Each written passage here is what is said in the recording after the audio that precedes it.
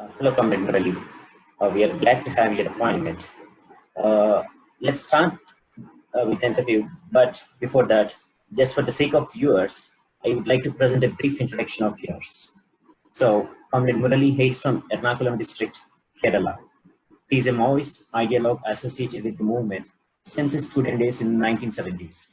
He was one of the leaders of the CPI Maoist before he was arrested in 2015. So, coming to the interview, Comrade Murali, millions of people are infected with corona. Thousands have died worldwide. An estimated 12 to 15 crore people have lost their employments. Across the world, there is a partial to complete shutdown is in effect. Lakhs of migrant labor are walking on the roads to their homes in India. In this very important period, in this very important junction in history, surprisingly, there is a voice missing, the voice of the communists. We are not sure whether the communist parties have failed to understand or they have no idea what is happening, or for some reason or the other reason, they are silent. So we thought to understand the communist perspective of COVID-19 and decided to speak to you. So what do you have to say about the new COVID-19 and how dangerous is the new coronavirus? Would be forced to clearly accept that something disastrous is going on all around the world. And I think after several decades, perhaps I think the last time we had something of this sort at a global level was the Spanish flu around the end of the First World War. So nearly a century has passed since then. There have been local epidemics and all that, but this pandemic of this dimension, cutting across the whole globe and affecting all sorts of countries, this is something that has come up after more than a century. And also because the development of the communication systems and social media and all that, we are made aware of what's happening in television and all that. We are made aware of what's happening all over the world, which would not have been the case in the case of the earlier Spanish flu a century back or something. So that is also a factor. It sort of amplifies the impact of this pandemic. So the other things you were mentioning in your introduction about the voice of the communists and all that, what it's true that you don't see communists out there agitating on the streets and all that. But I don't think that communists, not only communists, various progressive forces, leftist forces, are active in one or the other manner in this issue. Because in many places right now, the issue is one of relief, of seeing that people are given proper care, taken to the hospitals or provided necessities and all these things. And from what we see in the media as well as the social media and other things also, surroundings here also, we see that a lot of youngsters having a leftist mindset, a progressive mindset, not necessarily members of a communist party, but generally progressive, they are quite active in doing this sort of a relief activity, which is actually the pressing need right now. Yeah. Apart from exposure of the role of the government and all these things, and definitely protesting were called for. Yeah. And in that case also, there was, for example, the case of the, Twitter storm that was attempted to highlight the migrants issue. Yes. Which was a very creative way of using the social media at a time where you are not allowed to come out on the streets.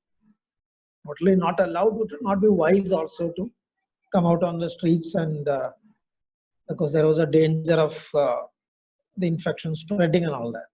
Yeah. So I don't think that people have been passive. They have been active to the extent possible in the present, given the present conditions. And there have also been very sharp exposure in the leftist press of the inhumanness with which the migrant labor's issue has been handled in India and various other parts of the world. or for example, the racist profiling of lockdown measures in countries like France, the ethnic imbalance that is brought out in the figures of those who have been affected by this disease in countries like America and all that, where it's very clear that the majority of those who have been affected and those who have died are either African Americans or Hispanics. And in England, it is mainly South Asians. So there's a lot of exposure going on that way, and there is also a lot of activity to the extent possible. So, I mean, that would be expected in the sense that given the horrific dimensions of what is going on now, one couldn't think of a situation where progressive people would be sitting quietly and watching things without getting involved, not to speak of communists.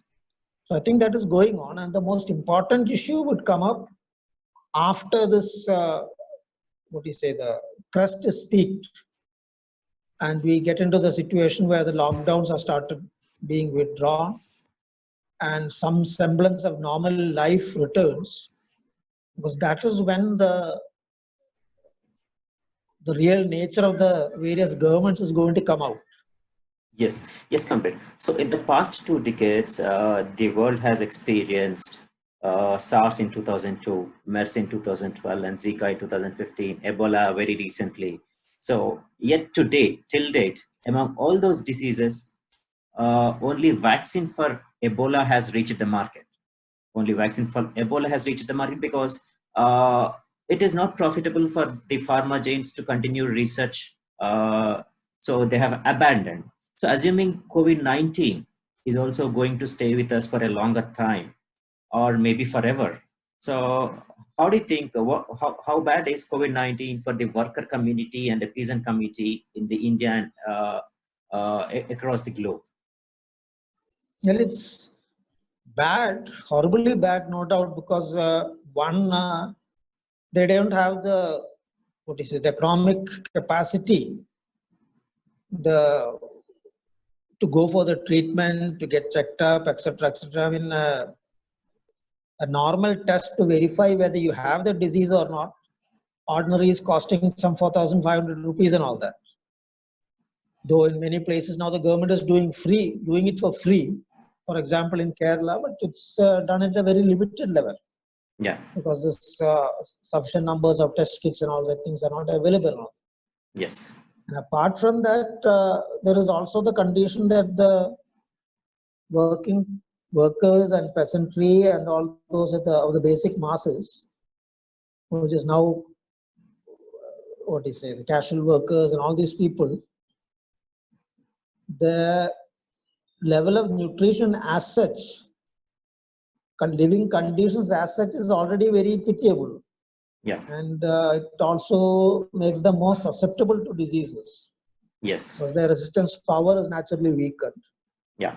So all these sort of diseases would have a badder impact among the lower sections of the society, among the working classes of the working masses, so to say. Now, that's one thing. The other thing is about this vaccine business. I'm not so sure, because I have seen an interview by a well-known scientist of America. I believe he is a person from Andhra Pradesh himself, Telugu, some Shiva Nadar or something like that. Mm-hmm. He's in the United States. So his interview, he was saying that there has been an attempt by the pharmaceutical companies to very consciously, promote vaccines. They've been preparing for these epidemics for a long time, to use it as a staging point for bringing out new vaccines, because the normal pharmaceutical industry as such is now not so profitable as it was, yes, as it used to be earlier. Yeah. So now they're banking on vaccines. Mm-hmm. That's what he was saying. And they are probably going to bring about a situation where vaccination will become compulsory and will be tied up with a lot of other social activities that you do. So you're forced to go for vaccination if you want this, if you want that, etc., etc. Like, for example, the Modi government is insisting that you must download their app and walk around under the surveillance Otherwise, you will not be allowed to perhaps enter a train, or I don't know what's going to come. They say that now they're going to do for the metro, but it's quite possible that they'll do that for everything. So this sort of thing is coming up. So whichever way, even if you have that vaccination, and even if the vaccination is carried out by the government gratis without charging anything, even then the risk of this sort of diseases affecting the common masses, basic masses, is higher.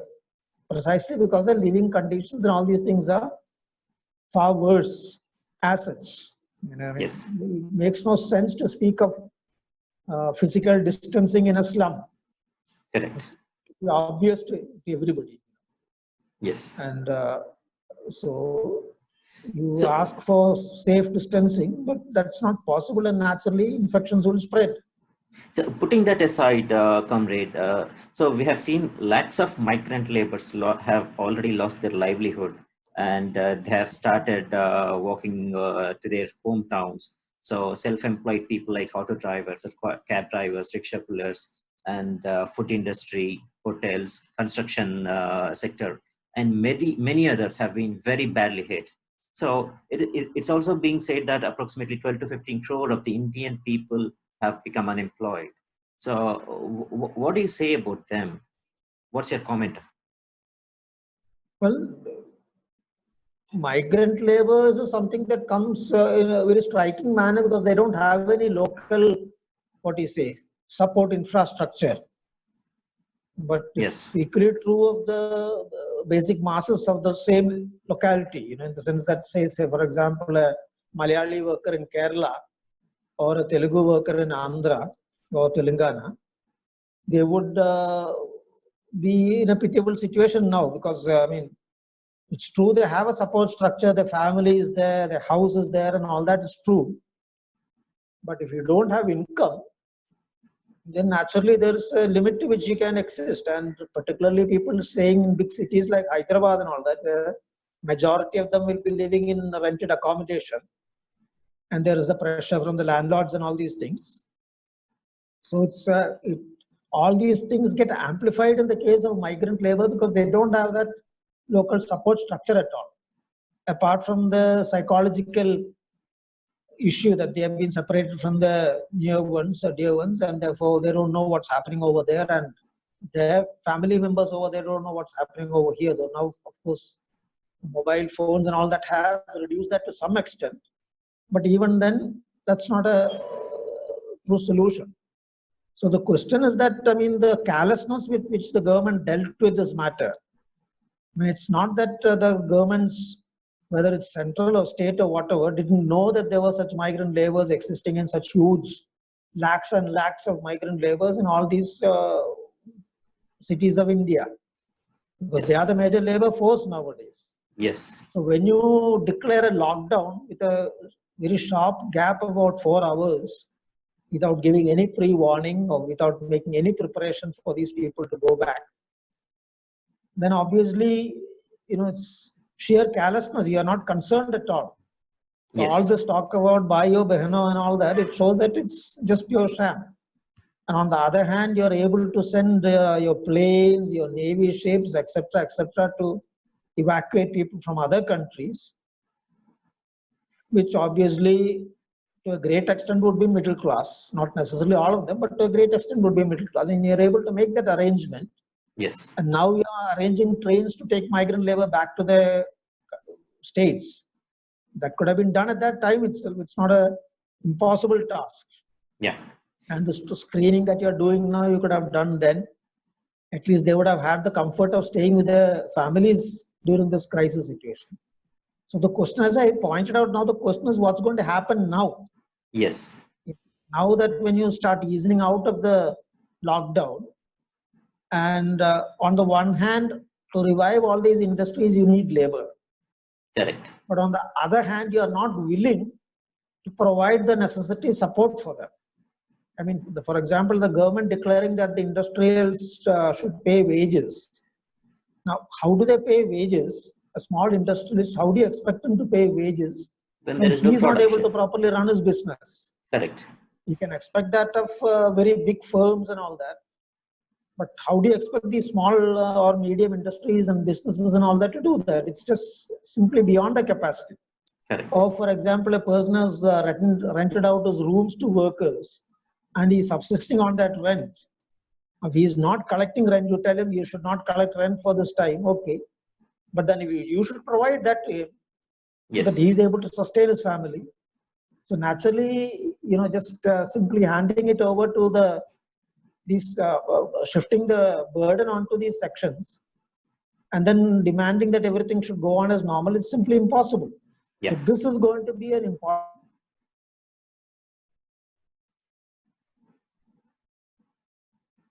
thing where all social concerned people should pay attention to. So, comrade, when we talked about lockdown, so what do you think? Is lockdown good for the nation? Is it actually a solution? So the government has nothing done. The government has done nothing for its people except asking them to sit at home. It has not done enough tests. No mask distributed, no personal protection equipment for the doctors, inadequate ventilators, inadequate hospital beds, so inadequate medical stuff. So the government only asks the people to stay indoors, stay indoors. So what measures do you think the state should have taken to handle this situation? You see, if you look at it, you can see one clear thing. One is the incompetence of the Modi government, absolute incompetence. This they knew was coming from December onwards. Yeah. Right? Yes. In December, the first cases were reported in China. And early January or something, the first person landed in Kerala with that disease. Yes. So you had ample advance information and time to get prepared. You didn't do that. This clearly showing your total incompetence. This whole, and the fact that you had a big cadre organization backing you. I mean, there is the RSS there. Yes. India. So that's a cadre organization. You have got hundreds and hundreds of activists, and other than going around with all this spreading hatred against the Muslims and creating hangama all over the country, if they had spent at least 5% of that energy to get prepared, like stitching face masks, etc., and all that, or spreading propaganda, doing that, then people would have been prepared so much. It's not that you can expect that the government will be able to do everything. Yeah. But you could mobilize these forces. You had that force, leave aside all the other opposition parties, etc., and all that. So there's one thing, that's the incompetence. The second thing is these fellows going around speaking all sorts of nonsense about our medical capacities, of the great qualities of Gomutra and all that nonsense, or doing plastic surgery in 5,000 years back and all that.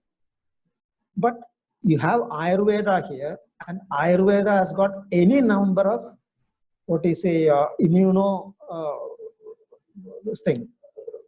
medicines that will build up your immune system, right? Yes. This is known, right? You could have easily, and it's not difficult to prepare them. This is again something you could have spent a lot of, diverted a lot of funds and stepped up investigation, research, manufacture of all these things. I mean, did you hear of Ramdev at any time during this whole thing? Have you ever heard of anything about that fellow? I heard that he advised people to put some mustard oil in nose, and that will ease off corona.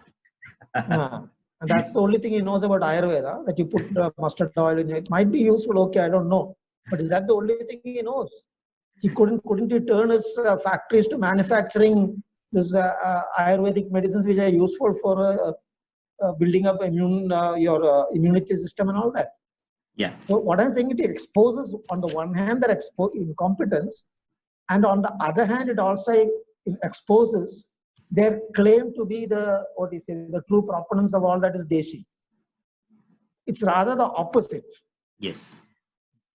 They have done absolutely nothing, and they have proved themselves totally incapable of doing other than going around creating this problem by spreading all sorts of nonsense, saying that the Muslims are going around and doing this. And now you see what's happening in the UAE and in the Gulf countries. They have started reacting. People are being thrown out of their jobs. Yes. And now these fellows are getting shit scared, and they start writing articles like you see that Ramdev piece in Indian Express and all these things, saying that no, India is all this thing and that thing, and you have that Nada going around warning his MLAs, etc., etc. Why? Because that's where the money comes from. Yeah. So these guys get shit scared. I mean, if they are so much of this Hindutva vigor and all that, don't they have the backbone to stand up and say, okay, we'll continue doing what we want to do, we'll continue spreading what we want to spread, and let's see what you can do. Yes. They don't have the guts to do that because they know that ultimately they are comprador. They have to depend on the, what is it, the largest of other countries and the rich, what is it, the money that is funded from there and all that. So they buckle up and bend their knee and turn over backwards and all that. So, I mean, but on the other hand, you see that, for example,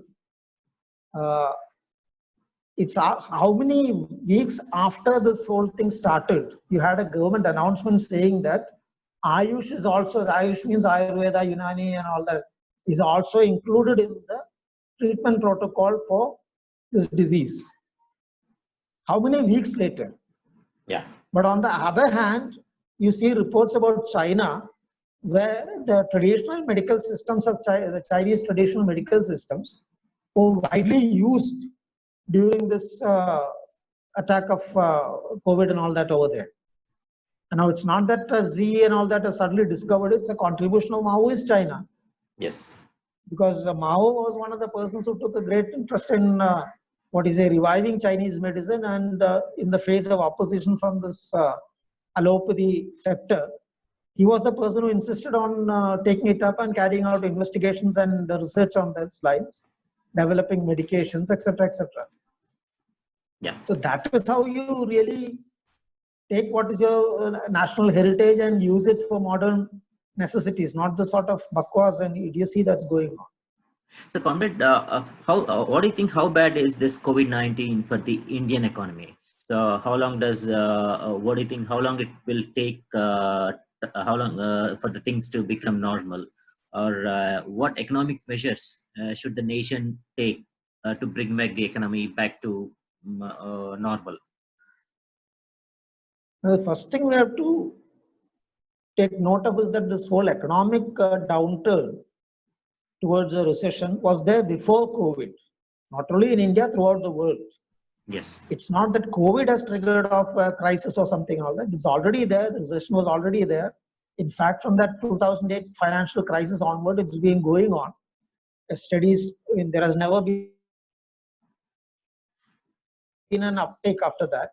And this so-called revival in America and all that is also not a very solid revival. It's sort of a superficial sort of a thing. So this has already been there. And if you look at all the measures that have been taken by the movement after coming in back into, coming to power in 2014, none of this has succeeded in reviving the economy. Nothing. Other than allowing some of the, fellows from the comprador bourgeoisie from Gujarat amassing more wealth and all. Apart from that, nothing has happened in the economy as such, and it's been going down. So the whole COVID thing has actually amplified it. It's made it even more, aggravated the situation, so to say. Now, how long will it take for the economy to come out? You have to keep in mind that ultimately, on what do these people base their economy on? It is not on the demand of the Indian people, or so the internal demand of the Indian people. Rather, it's based on the demand of the foreign countries, their capacity to export and satisfy their needs. I mean, like, for example, this person's statement, I think it's Ravi Prasad or something, that minister, saying that this COVID, we should use that as the opportunities given by COVID to insert India into the supply chain. Because people will be turning away from China, one, because of this whole COVID experience, bad experience. And second, there is a lot of a negative feeling towards China. So we should capitalize on that and use it to do what? To insert ourselves into the supply chain. What does the supply chain mean? It means that you basically make parts that is demanded by some multinational company, and you are the subcontractor. So the demand ultimately has to come from there. If the multinational company decides to manufacture, they'll decide to manufacture on a large scale only when there is demand in the imperialist countries. Now, until the economy picks up there, the economy is not going to pick up here in the present situation. There is, of course, another way to do it, which is actually to have a radical breakthrough, make a total change, carry out radical land reforms, generate conditions where people will be able to create wealth, and naturally that will also generate its own demand. Do you think that's possible? Potential. It is possible, all right, but it's not going to be done by this Yes, present exactly. setup. Yes. That's a different matter. So that's why I said, because ultimately the demand that they bank upon to get their economy going is demand that is external to the country. So it's not in their hands at all. So do you have any advisors within the system, within the scope of the system, that can bring back the economy to normal like we were before? At least the basic things, the basic tasks the government has to take care of to make sure the employment. Yeah, I mean, I think that's where we should focus on, that to see that the basic masses are provided sustenance. Even if the industries don't revive immediately, efforts should be and measures should be there so that they are provided with sustenance, either in the form of money or whatever it is, so that they can continue, they can maintain their existence. Yeah. Because in the present situation, you can be sure that both in the cities and in the rural areas, there is going to be severe poverty. Correct. You see, okay, you have a huge food grain production and all that, but where is the money in the hands of the people to buy it? And how long can you expect the state governments to keep on distributing it free of cost? I mean, it's what do you think? Like, for example, Kerala, the state government has distributed 15 kilos of rice to every ration card holder. But how many times can you expect the state government to do that?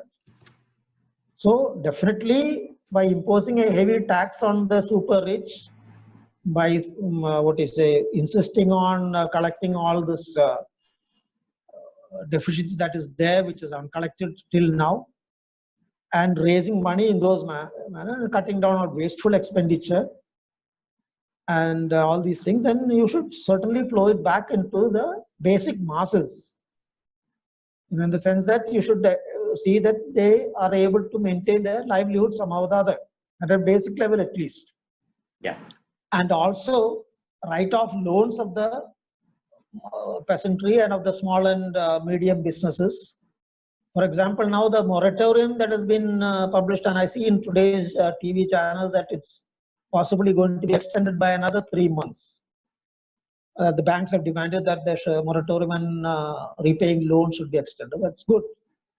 But the way that moratorium has been declared was in such a manner that at present is that the interest remains. Yes. So you ultimately, when you start repaying, whether it is your EMIs or your other loans or whatever, the interest for these months will also add up. Yes, the interest for the months will be added to the principal amount. Unjustified, Yeah. Because the reason people are not paying back the loans because they don't have income. Then how do you expect them to pay the interest? Where do you think that they are going to get the interest? Yeah. So you should have it a total moratorium, neither in principal nor interest or anything. Not only that, write off also. Yeah. I mean, if you can write off 58,000 crore rupees for all these big sharks, why can't you do that for the basic sections of society, the lower sections of society? Yes. For the lower and middle industrialists as well as the working masses, and those who have taken loans for their treatment, children's education, and such basic necessities of life. So all these things can be done within the system. Yes. I mean, whether that is going to revive the economy or not, that's a different matter. As I said, that ultimately the economy depends on external demand. So the whole question of revival, see, don't forget that why was Modi brought into power in 2014? Because he held out the hope that with a strong center, a strong prime minister at the center and all that, all these reforms that they had been pushing for would be carried out, and there would be a huge influx of foreign funds into the country, capital into the country, and India or their India would take off. They were not concerned about the masses, at least their India would take off. That didn't happen. Now, why didn't that happen? Because the sort of money didn't flow in. And the Indian compounder industries didn't get that sort of a market to push into. Because the whole world itself was, what do you say, the economy of throughout the world itself, the global economy itself was on a slowdown. And that has not revived. So regardless of this present COVID and all that, what I'm pointing out, since the demand is external, ultimately whether your economy is going to get revived or not, the potential for that demands on that external demand, which ultimately demands upon the external economy. Yeah. So the chances of revival depends there, but still there are things that you can do within the system which would offer some relief for the basic masses as well as the lower levels of industry and all that, the middle and the small sector. So, Comrade, coming back to the virus, so there is a lot of discussion going on about the roots of the COVID-19. So many people say that it has origins from the Wuhan's meat market, and a few say that China is working on the biowarfare, and Corona is a result of it. And there are some biologists, there are some economists, leftists, and who others think that the increased occurrence of the viruses is closely linked to the food production and the profitability of MNCs. So, what do you think? And many also say that, and many also believe that the outbreak is inevitable. And what do you think, actually, the root cause of the COVID-19? Well, I've put forward my views in a short piece that I had written on the social roots of the COVID thing, apart from its biological thing and all that. And it's clear that a global capitalism, the global system that's exists, the imperialist system, has played a vital role in a decisive role in what you say, creating conditions for this disease to spread, emerge, and spread out. So bats have been here for long, and most probably these viruses would have been there in the bats for long also, coexisting along with the bat. Just like, for example, we have our biome, the bats will also have their own biome. And you would have all these sorts of viruses and bacteria, whatnot, existing within them. But when you start destroying your forests and all these things and keep on pushing outwards, which is coming from the urge of capitalism to expand, and you're creating conditions for these sort of animals to come into closer and closer contact with human society, and also for the spread of this disease. And then once you, as that article written by those scientists in America pointed out, once it comes to a center like Wuhan, which is linked in hundreds of ways with the global market, then it won't take a long time for it to spread out all over the world. So ultimately, you can say that the social cause, though there could be other ways that the disease could spread out. It's not necessarily that it should always be like that. It's possible. I mean, we had these diseases in the past also. Or if you look at smallpox and chickenpox and various other diseases, it is said that all of these came from animals only. I think one of them came from a horse. So it's most probably that the humans caught it after domesticating horses or domesticating other animals. So this sort of thing is happening all along, but its spread used to be limited because human contact across the globe was limited. Yes. But now, because of this globalization, which is multiplied like in many manners, and above that, the point is that the stakes that governments have now in concealing, like for example, why did China conceal this fact? Why was that doctor penalized for reporting that there is something strange going on here and it's necessary to pay attention to it? He was threatened and all sorts of things. He was forced to write an apology. And the government covered it up until it became a situation where they couldn't cover it up any longer. So it's very clear what is the interest there. It's very clear that it's related to a certain exploitative concerns, rather than the concern for the people of serving the people and looking after them, their well-being and all that. The more the concern is to calculations that suppose this news comes out, then how is it going to affect the tourism industry? How is it going to affect that, this, etc., etc. So you think that it's better to keep it under wraps, and then it blows up and there's nothing you can do about it. So this whole system is implicated in the present global system that, imperialist system is implicated in this thing. In my article, I used the terminology neoliberal, which I later came to understand that in leftist circles in Andhra Pradesh and Telangana, there's a lot of opposition to the usage of that term, in the sense that it's considered as something that might be misinterpreted to conceal the imperialist or capitalist content of what is really going on. So that's not anyway, that's not the sense in which I used it. I understand that as very much part of this whole globalization, privatization, globalization program of imperialism. Ultimately, it's imperialism that is doing all this. Yes, Conrad. Yeah. So, like I said, the world has already experienced many pandemics, starting from the bubonic plague in the 14th century, Spanish flu in 1918, to SARS in 2012, to MERS in 2012, Zika in 2015, very recently Ebola. So, every pandemic, each has changed the way the system works. So, for example, the bubonic plague that happened, that took place in 14th century, has also resulted in the revolt of people in England and France. So, do you think the current COVID-19 has the potential to make people revolt? So, what are the major shifts the system is going to experience? Yes, I think that it's already happening.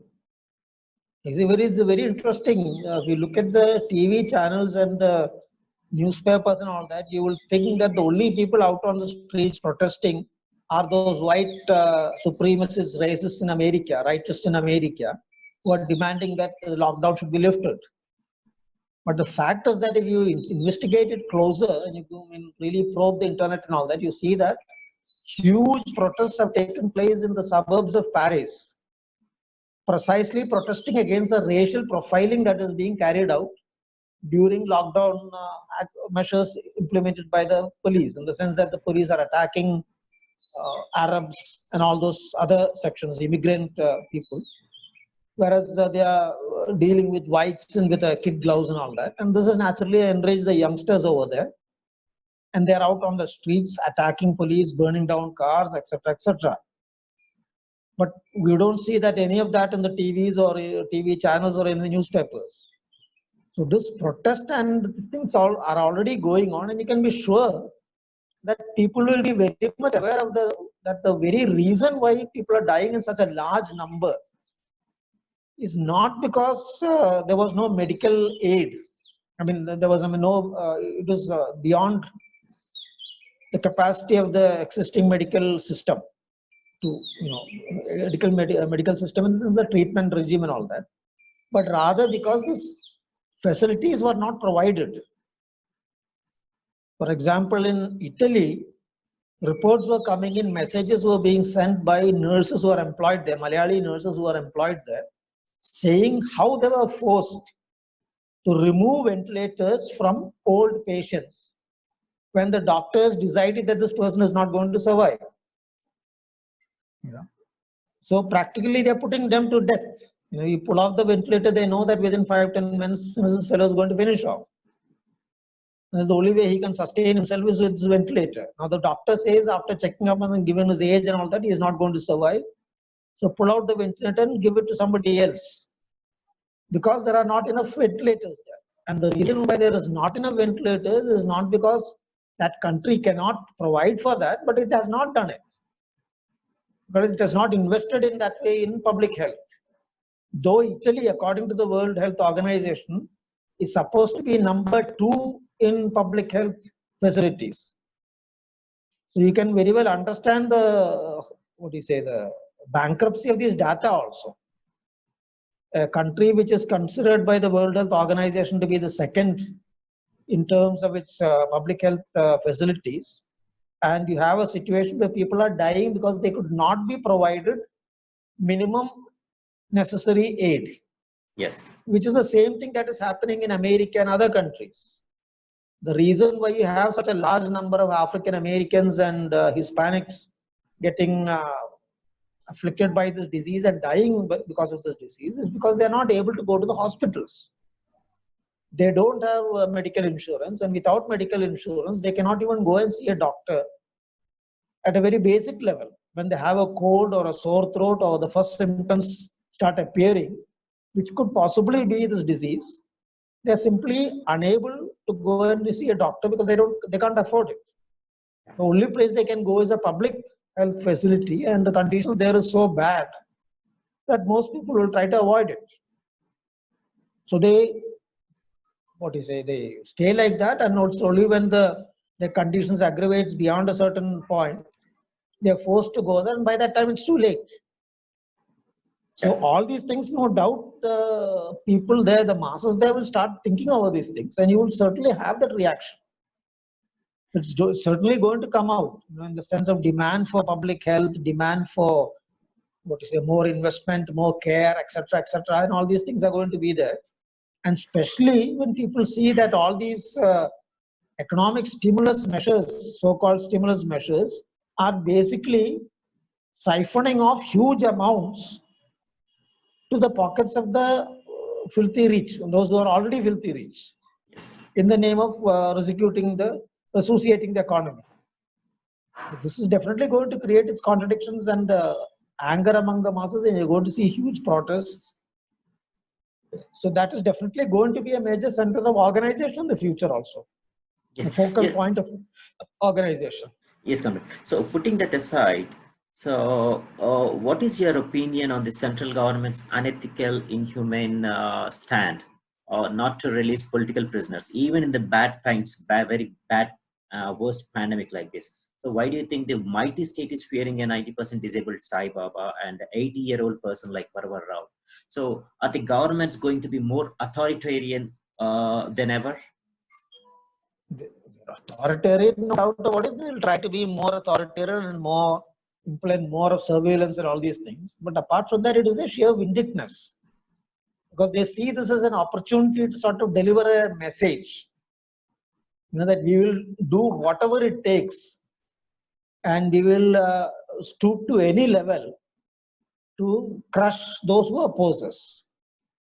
And don't forget, it's not just the central government that's doing it. Here in Yes, Kerala, absolutely. the NIA has picked up on cases that have been charged by the Kerala police in 2016 and all that. And then over the past few days, it has been carrying out raids in various places. Yes, I hear that couple of 3 days back. youngsters have been picked up for questioning. Correct.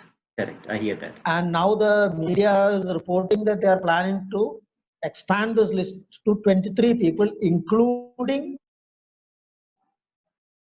the lawyer representing some of those already accused of being under UAPA.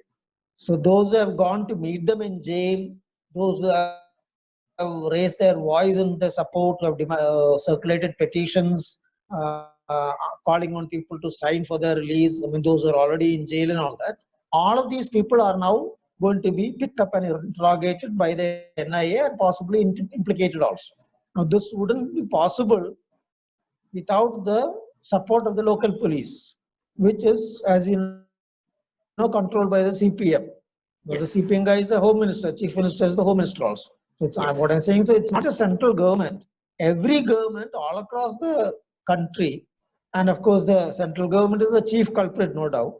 All of them are consciously doing this, because they see this as an opportunity where they can attack and to some extent be safe, because they know that people are not going to come out on the streets immediately. Yeah. So on that calculation, and at the same time, by doing this at this time, like say, for example, it's not only the government, look at the judiciary. When Professor Anand Teltunde was picked up for questioning by the NIA, and one of the SIs was afflicted with this disease, and there was every possibility that Teltunde also would have been infected. Instead of putting him in some safe place under observation, which is quite possible, or they could have put him under house arrest, for example, they insisted on sending him to jail, knowing fully well that the possibility of it's getting aggravated inside the jail and is not getting properly treated is high. But all the judge had to say is that, no, what is the problem? You can put him in quarantine. And that is from a jail where the superintendent had already informed the court authorities that he cannot take any more new prisoner. And he was insisting that all those who are brought to his jail should come with a certificate saying that they are not infected by COVID. So you have this now judge saying that no, you put him in quarantine. So it's, I mean, the whole system, not only the government, the judiciary, and all these things, they're all bent on, what do you say, pushing it down your throat that we'll do whatever you want to do, and there's nothing you can do about it. And if you die, well and good, you die. That's all. When absolutely inhuman. And why do you think you have a situation where a very respected judge, ex-judge of the Supreme Court, a person like Madan Lokur, Justice Madan Lokur, he himself has come out and forced to attack, openly criticize the Supreme Court, Correct. where he said that, it's absolutely distressing to see the way the court is functioning now. The court has abandoned its task of protecting human rights and all that. Yes, I mean, comrade. it shows that they are forced to come out, because ultimately the sections of the ruling classes themselves were concerned that the whole legitimacy of the system will be lost. Yes. And whatever faith that the middle classes and other sections had on the system will also be dissipated by these sort of actions. Yes, yes, comrade. So now that the public gathering, the rallies, mass protests, and not even the marriages, not even the last rites of those who killed, so all these are completely banned. All these are completely banned. So in light of this, how do you see the future of the social movements when there is no permission for public gathering, meetings, mass protests? So how do you think the social movements should transform into? Well, I don't think that is going to last for long. The sort of control, they cannot maintain it for long like that. That's one thing. And the second thing is that a lot of new innovative methods will have to be thought of.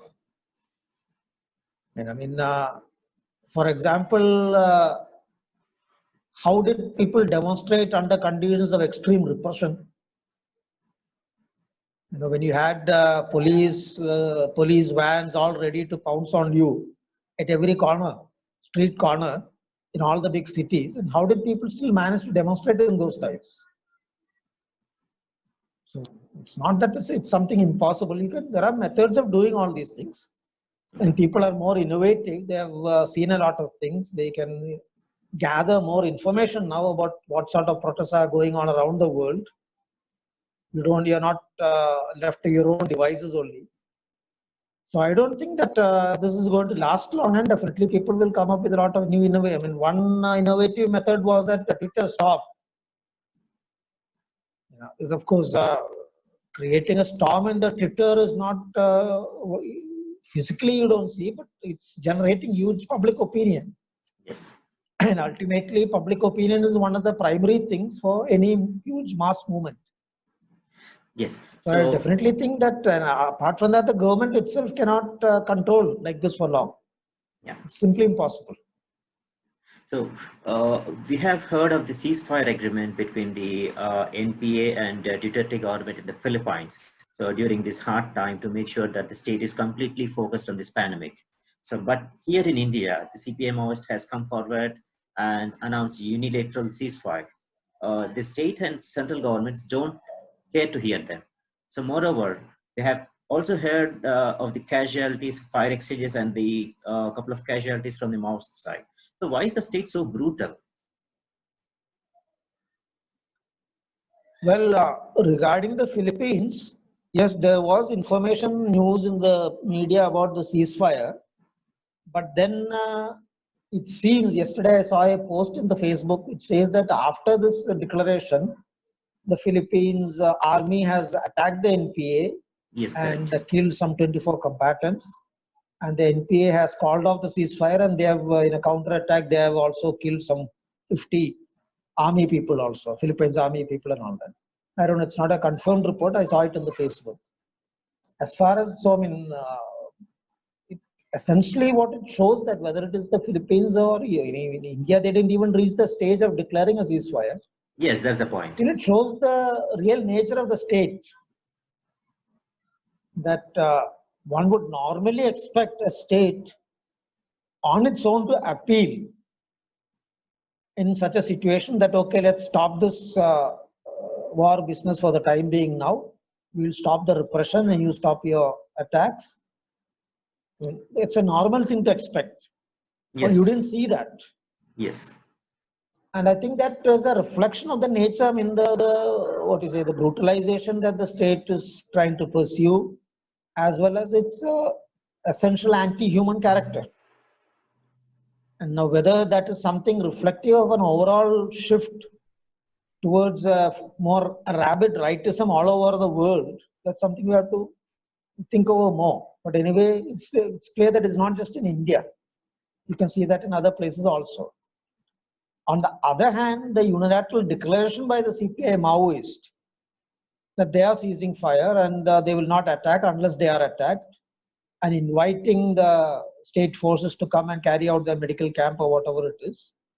And exactly. also there were reports here in the Malayali newspapers about how the government medical staff, medical department has been allowed to operate inside the areas controlled by the CPI Maoist forces in Chhattisgarh, Bastar district, for example. And some of the health officials have openly said that without the permission and the agreement of the CPI Maoists, it would not have been possible for us to do this. Yeah, They have allowed these forces to come in. They have allowed them to carry out public meetings to make the people conscious about the situation and give them basic education on what are the preventive measures to be taken, etc., etc. So that attitude of the CPI Maoist, it very clearly shows that they are concerned for human lives. Because ultimately they themselves have declared that they are fighting for a new society, yeah, which is for the people. So naturally, they would definitely prefer conditions where the people are not unnecessarily put to harm by such a disease. And it's beyond their capacity on their own to handle it. And therefore, they definitely would like the government to come in and do what it can, yes, even though there is a risk in allowing that. So that shows the humane nature of that war that they are carrying out. Despite what the Indian state has propagated and tried to picture them as a bloodthirsty gang of maniacs or terrorists and all these things, it shows that they are nothing of that sort, but they are quite humane, considerate, and pro people in all their activities. yeah. So So, I think both are a very sharp contrast. yes, correct. So, compared, so I don't think this COVID-19 is the first and it is going to be the last pandemic. So, what do you think? What are the measures the state must take care to prevent or handle such situations in the future? Because there are many more worst situations to come. The major one being the climate change. So, is the current system competent enough to prevent or handle a situation like this in future? Should the system, do you think the system needs a shift from capitalism? Well, you can't shift from capitalism. Capitalism has to be overthrown. So, but it's the system as such is incapable of handling this.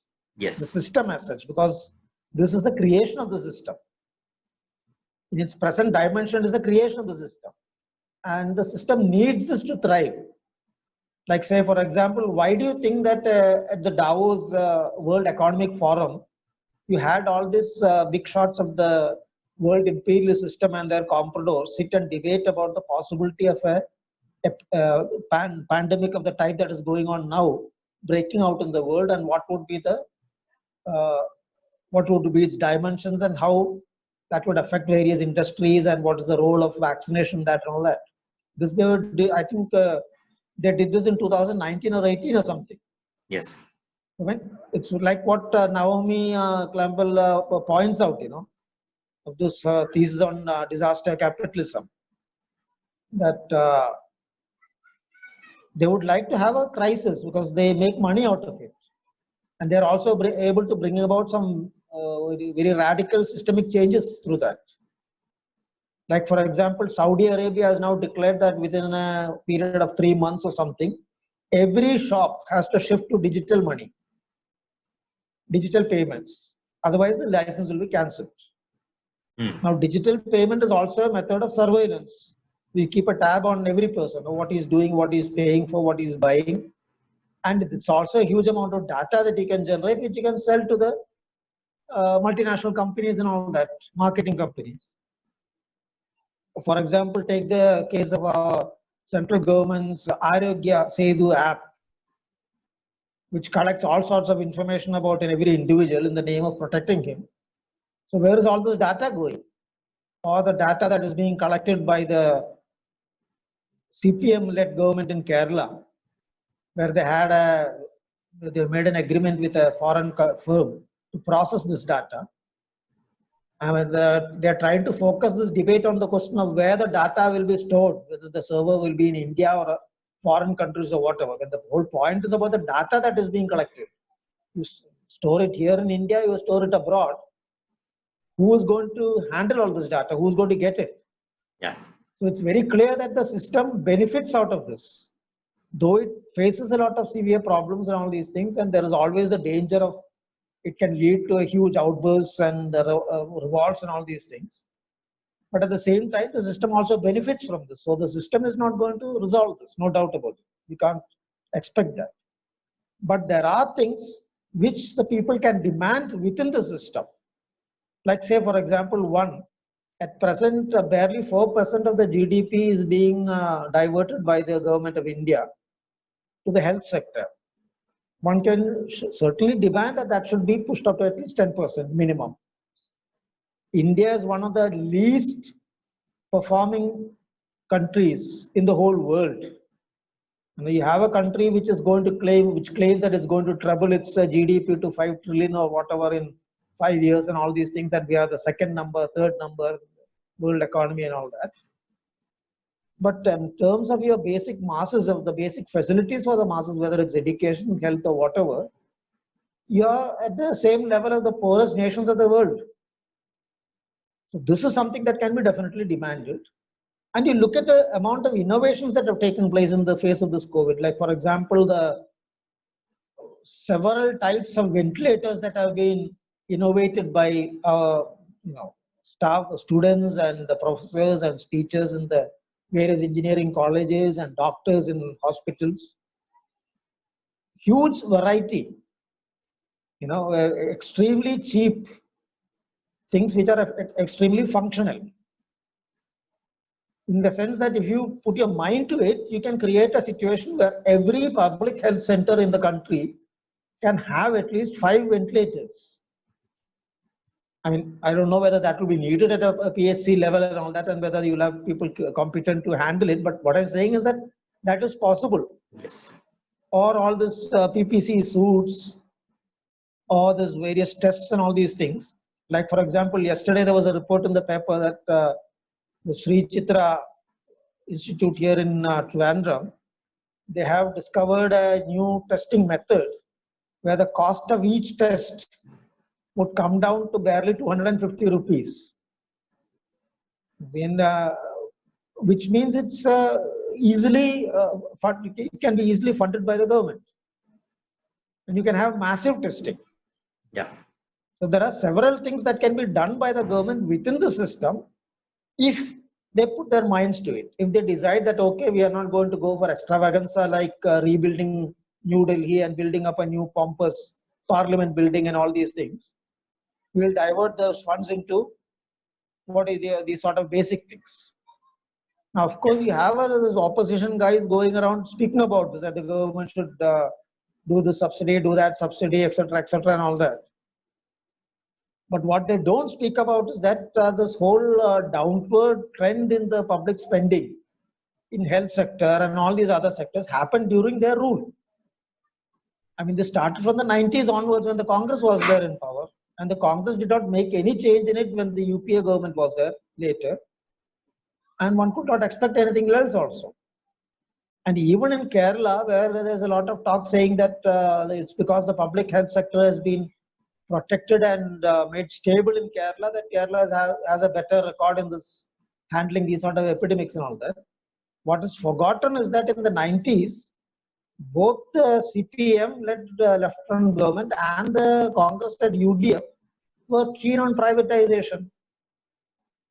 The only reason why the public health sector remained as such in Kerala, as you see it today, is because there's a huge series of protests, and mainly led by ML organizations, resisting this privatization. And that is why it continued, and which is the benefit that you get today now. Yeah. So, so what I'm saying is that one cannot expect the system to resolve the problem. Yeah. But one can definitely put demands on the system to take up measures which are quite possible within their own limits. Yes. So finally, comrade. So now, as you say, the globalization or capitalism and imperialism is the social is the cause of the COVID-19. So that means capitalism is obviously failing. So as you said, this has to be overthrown, and it does not fall itself. So there must be a force to act on it to be overthrown. So do you think, what will you think that will this COVID-19 trigger a post-capital imagination? So what is the role of the communists in this time, and how relevant is communism in the dynamics of such disease outbreaks? It is no doubt relevant and quite necessary, and I think that's already taking place in a certain sense. You can see that what you described as post-capitalist thinking and all that. Of course, even before the COVID had struck, these sort of discussions and things, inquiries and all that were already going on among various sections. Because people were quite clear after the 2008 financial crisis and the failure of the imperialist world to revive, that there is something very basically systemic problem here, and something has to be done. Like, for example, what happened in Greece after that. This whole expectation that the series are generated, and then how that thing turned out to be a flop like anything else, so long as it stays within the system. So naturally, that has led to a lot of inquiry. What is the way out of this, and how should we come out of it?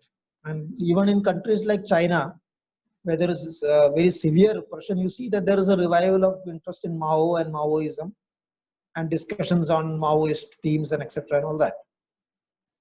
Number of books that have come in foreign countries dealing with Maoist China and all that. So that is there. Now, to what extent will the genuine communist forces in the world be able to actually and attract new forces? That is something to be seen. It depends on how innovative and how imaginative they can be in connecting up with a whole new generation. Because there is obviously a fact that there is a whole new generation out there seeking answers, and also doubtful, because they think that this whole communism thing is an old thing and it's proven that it's not successful and etc. So we have to think of some other answer. But that whole fad of postmodernism and all that, I think that has faded out now. It's not as dominant or relevant as it was earlier. And even in a place like Kerala, we see a lot of youngsters getting attracted to radical politics. A lot of youngsters, quite unlike what we saw, say, 10 years back, both among young boys and girls getting attracted to radical politics, and a lot of discussions, not necessarily based on Maoism or Marxist theory and all that, but a lot of discussions which are questioning some basic propositions, what the systemic things that are there in society, challenging given things, and also quite sharply exposing the mainstream political parties, parliamentary political parties, whether it's of the left or the rightist variety. So this ferment is there, and it's no doubt going to build up in the coming. As I said, the real issues are going to come up after the lockdown is withdrawn, because now everything is clamped down. in one sense, and in another sense, you really don't know the full dimension of this thing. Like people are expecting that, okay, now after this lockdown is lifted, I'll be able to go back to work and things will be okay and all that. But whether that is really possible, like say, for example, there's an interesting development here in Kerala. There's a industrial area in Palakkad district known as Kanjikode, which is basically into the recycling of iron and steel and the production of steel bars from that. Now the labor force, 90% of it is migrant labor. So the factories have started opening and started operating, but now the owners are faced with the problem that the workers are not willing to stay on here now. They are insisting on going back to their states, wherever it is, whether Bihar or UP or Bengal or whatever. And of course, the owners are willing to provide them wages, etc. And they had also taken, and I think Kerala was one of the states where a lot of the migrant labor was better than other states. Though not as it should have been, but it was better. Despite that, these people are demanding that they should be sent back. I think that's a psychological impact of the whole lockdown and the COVID thing, you know. Because if you look at it purely from an economic angle or from the material angle, then there is no reason for them to go back. Yes.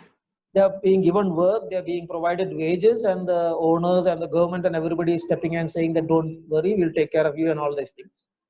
The district collector has intervened. Despite that, the workers are simply saying nothing doing, you want to go. So that's what I said. So what actually is going to, and whether they're going to come back, most probably they will, a large section, because they're not going to get work there, and that's why they came here in the first place. But then there will also be a pull that do you want to risk another, you know, trip out, and you get stuck this time perhaps for 6 months or what, who knows. Rather than that, you record whatever is here is available and let's be satisfied with that rather than going off. This sort of thinking will also come. So the basic point I'm trying to drive is that all these things are going to really come out in its full form once the lockdown is withdrawn. And in that situation of ferment, there will definitely be a lot of inquiry, debate, and search for an alternative to this whole capitalism, because it's very clear that capitalism has failed.